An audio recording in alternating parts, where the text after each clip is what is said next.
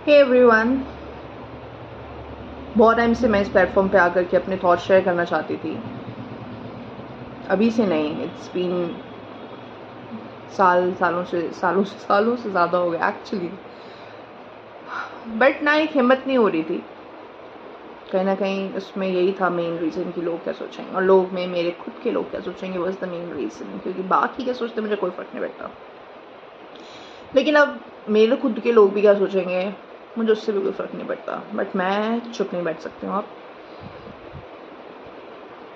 मैं आप लोगों से इस वीडियो के through, this my first video, पहला तो यही क्वेश्चन करना चाहूँगी कि व्हाट डू यू थिंक जो भी हो रहा है इसमें किसकी गलती है? आपको क्या लगता है इसमें किसकी गलती है? सोचो।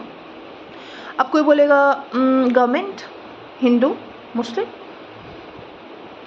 या फिर पाकिस्तान।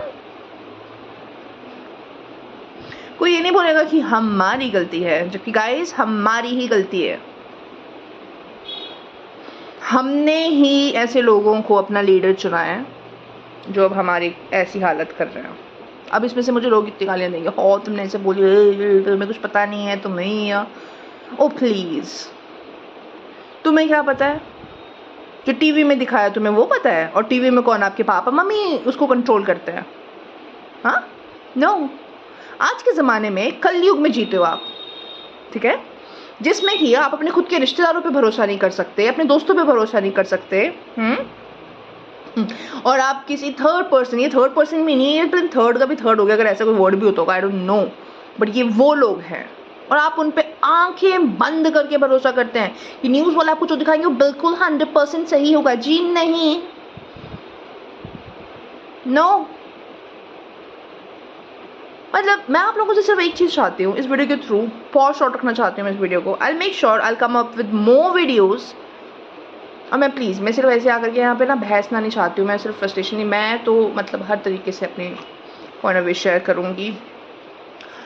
बट हाँ, आज के लिए तो मैं सिर्फ आप लोगों को ये चाहती हूँ बोलना कि प्लीज़ अपना खुद का दिमाग चलाना शुरू कर दीजिए।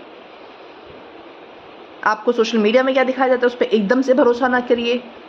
आपको टीवी पे क्या दिखाते हैं उस पर तो बिल्कुल भी भरोसा मत करिए। और अपना खुद का दिमाग चलाइए, खुद की थोड़ी रिसर्च कीजिए। आज के ज़माने में कुछ भी चीज़ ऐसा नहीं है कि आपको नॉलेज नहीं मिल सकती, आप कुछ भी खोज सकते हो। एआई तक आ गया अब गाइस, पहले तो गूगल से भी मेरा काम होता था, अब तो एआई भी आ चुका है। प्लीज़ अपना दिमाग चलाओ गाइस।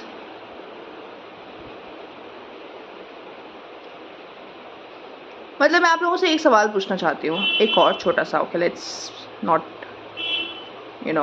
Stretch this video.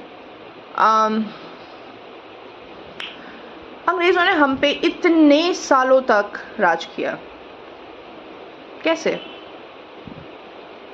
कैसे किया? जबकि हम तो नंबर्स में बहुत ज़्यादा थे ना, वो लोग तो नहीं थे इतने। हम लोगों की पॉपुलेशन आज भी सबसे नंबर 1 पे है। पर ऐसा क्यों हुआ कि वो हम पे इतने सालों तक राज करके चले गए, सब लूट के चले गए? एक चीज़ की वजह से हुआ है गाइज, और हम में से आप लोगों ने, बहुत लोगों ने ये टेक्स्ट बुक्स में भी पढ़ा है कि अंग्रेज़ों ने हम पर इतने सालों तक कैसे राज किया। एक लाइन है उसकी सिंपल सी, डिवाइड एंड रूल। वही चीज़ आज भी लोग कर रहे हैं, इनको बांटो और फिर इन पे राज करो।